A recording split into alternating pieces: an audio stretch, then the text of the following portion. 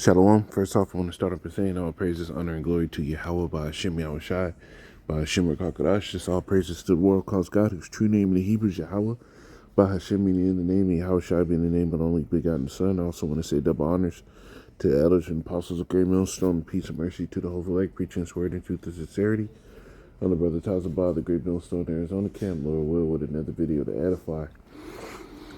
And this one's going to be titled, "And hailstones full of wrath shall be cast out." All right. And the reason I wanted to go in this, I'm reading, Wisdom of Solomon right now.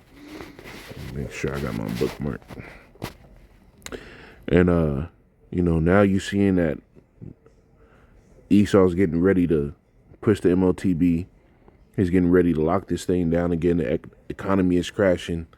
Everything within history that shows that Esau was about to go to real serious war is here and more, right? You have these nations leaving the American dollar, economic demise in American infrastructure, low jobs, which that's prophecy, right? The grinding ceasing, right? Not only that, you got the stuff with Russia, Ukraine, and Israel, and Iran, Hezbollah. All that is kicking off, and America is going to be getting into the mix heavily, and they already are in the mix. And this is all spelling signs to that WW3, right?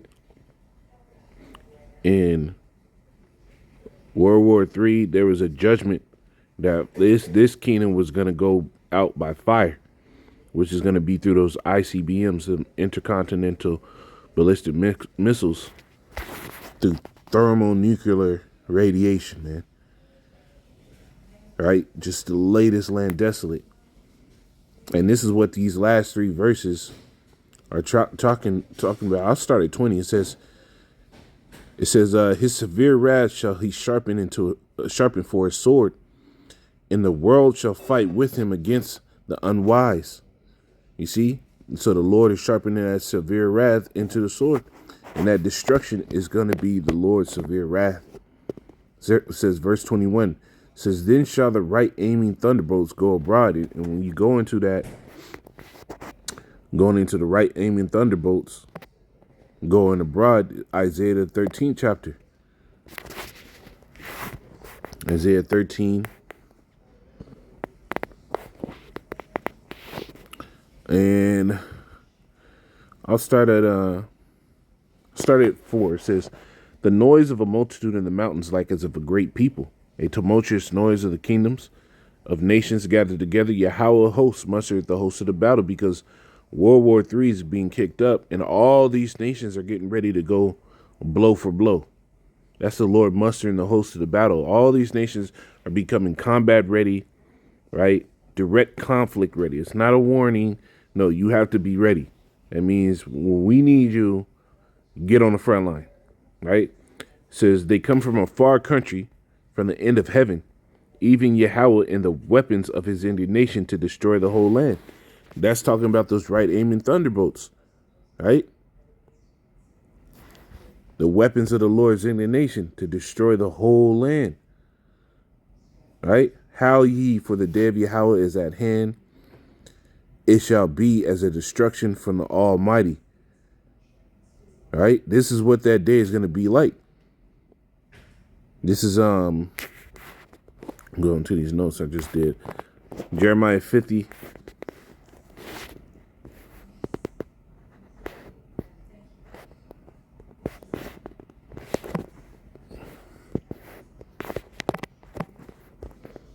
Jeremiah 50 and 9. It says, for lo, I will rise and cause to come up against Babylon an assembly of great nations from the north country. You got Russia, Turkey, Iran, Ethiopia, Libya, North Korea, right? All these countries, China, all these major military might powers that Esau's decimated over the years. Now these nations are coming together. Going back to Ezekiel the 38th chapter. It says, they shall set themselves in array against her. From thence shall she be taken Their arrows shall be as of a mighty expert man, none shall return in vain. So when you're going back to this, when it says as a well-drawn bow, those arrows are those missiles. As a mighty expert man, none shall return in vain. When these things really start being shot, you're talking about they're going Mach 8, Mach 9, right? Let me see how fast Mach 9 is. It says there are multiple matches for Mach 9, including hypersonic speed and a loud speaker and coin sorter.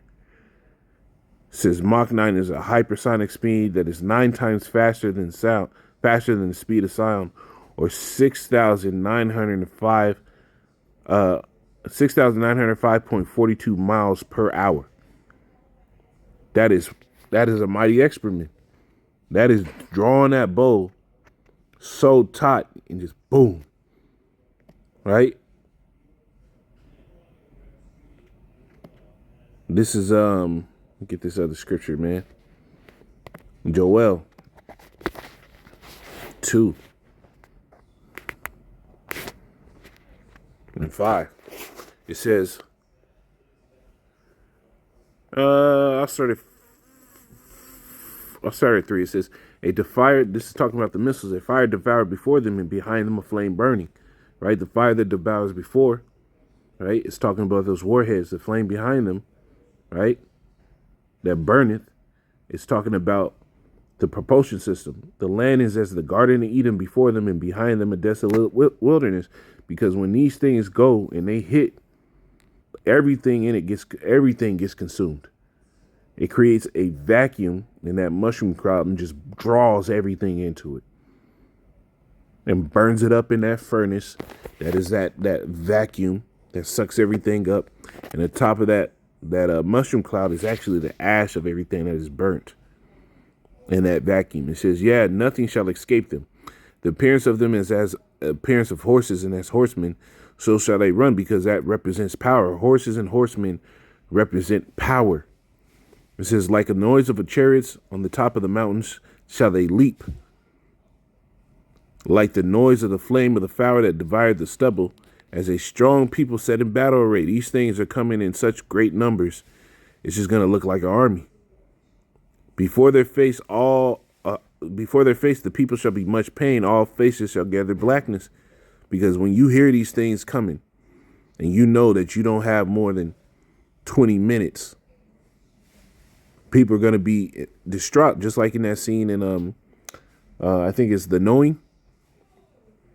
At the end of the movie, when the so-called meteorite or something like that was going to come, and that destruction started going through the land, right? What was it? Those people went in their house and they were just distraught. They didn't know what to do. They shall run like mighty men. They shall climb the wall like men of war. They shall march everyone on his way, on his ways. They shall not break their ranks, right? So when it says right there, back in Salakia, I don't want it like that. So when it says right there, back in Wisdom of Solomon 5 and 21, shall they fly to their mark? They're not breaking their ranks. They're going everyone to where the Lord wanted them to go. Neither shall one thrust another. They shall walk every one in his path. And when they fall upon the sword, they shall not be wounded. Because when you have something going almost 7,000 miles per hour, right? You can't match that speed and time to sit here and intercept it. This is going to blow through you, right? So Wisdom of Solomon 5 and 22, it says, and hailstones full of wrath shall be cast out as of a stone bow. And when you look up what stone bows do, man, when them things go out, it's just a boom. It's a quick, sudden impact.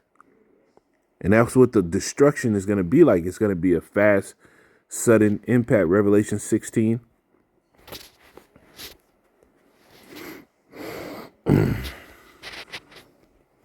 And 21. It says, start at 20. It says, and every island fled away, and the mountains were not found, And there fell upon men great hell out of heaven, every stone about the weight of a talent. And men blasphemed the Most High because of the plague of the hell, for the plague thereof was exceeding great. And the plague of the hell is really talking about those warheads, right? And in one warhead, right, there could be many separate warheads, man. So you're talking about every weight was at the weight of a talent, and you're seeing them just pelt the earth. Remember, it said like a stone bow. It's Isaiah 34.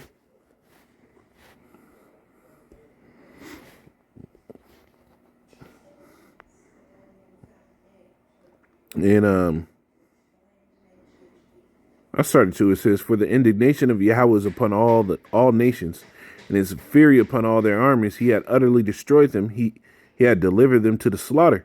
Their slain shall be cast out, and their stink shall come out of their carcasses, and the mountain shall be melted with their blood." Meaning what?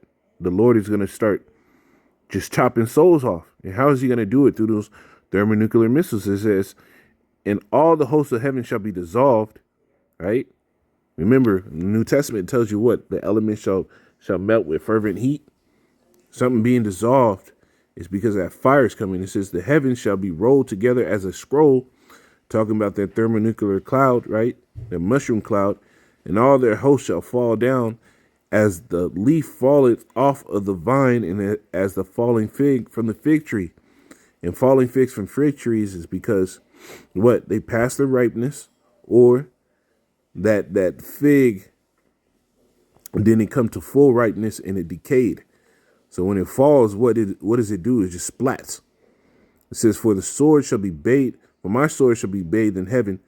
Behold, it shall come down upon Idumea," which Idumea is a place of Edom, "and upon the people of my curse to judgment.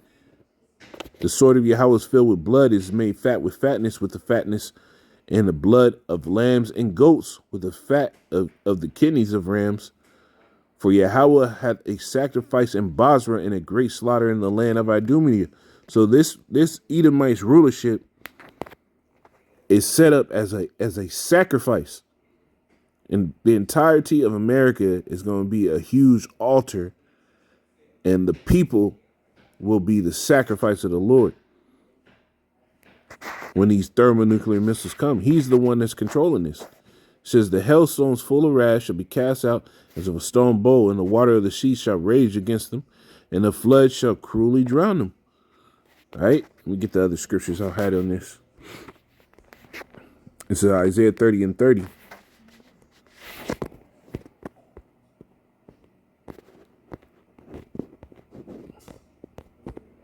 Isaiah, come on now, why I do that? Isaiah 30 and 30, it says, "And Yahweh shall cause his glory to be heard, and shall shew the lighting down of his arm," meaning that strength, "with the indignation of his anger, and with the flame of devouring fire, with scattering and tempest and hailstones. For though the voice of Yahweh shall the Assyrian be beat down, which smote with the rod." And the Assyrians were the rod of the Lord's anger. So were the wicked, the rod of the Lord's anger. And we know that what? According to the scriptures, the wicked, right?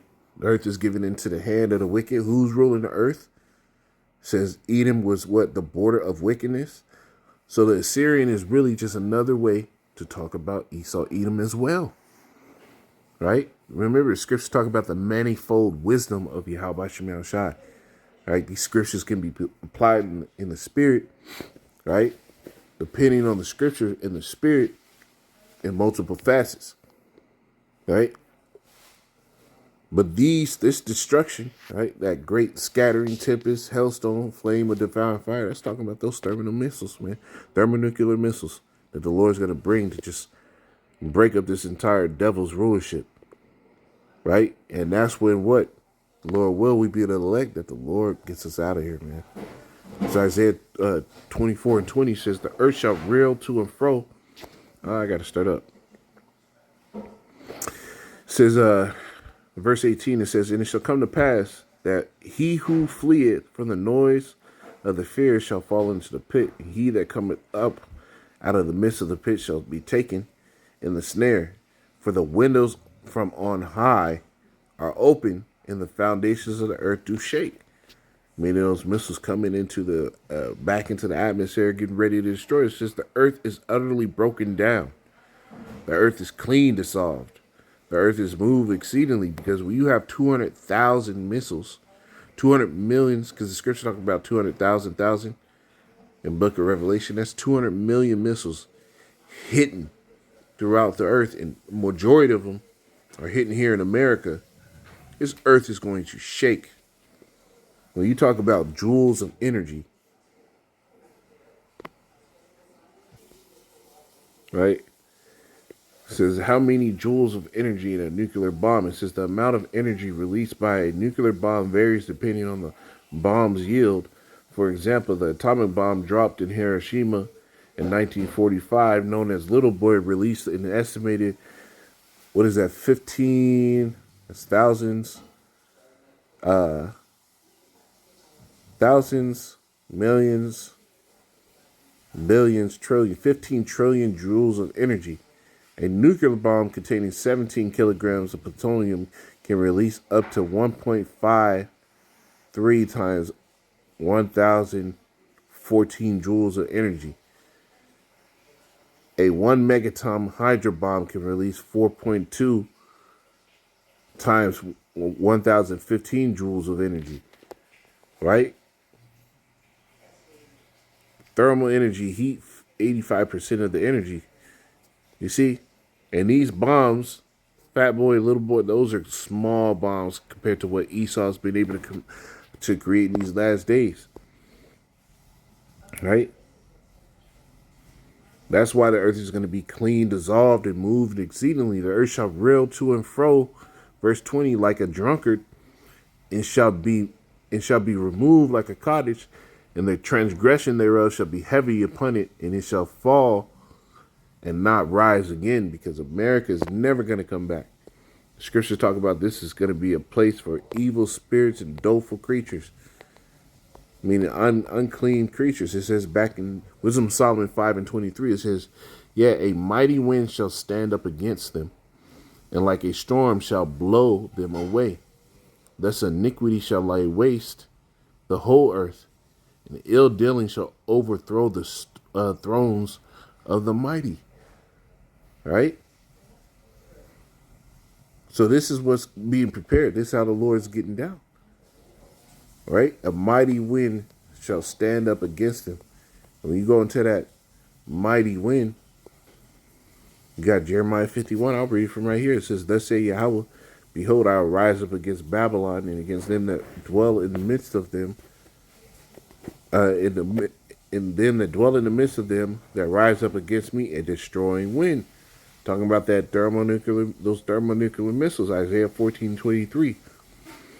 I will also make it a possession for the bitter and in pools of waters, and I will sweep it with the beast of destruction, say Yahweh hosts. Meaning the Lord is getting ready to sit here and just wipe this place out. A beastman is a sweeping agent. So now you have a sweeping agent of destruction. Right? This is what the Lord is getting prepared to bring on this earth. It says, thus iniquity shall lay waste the whole earth, and ill dealing shall overthrow the thrones of the mighty. Right? So this is what's getting prepared, and the Lord is about to get this place out of here. Shalom.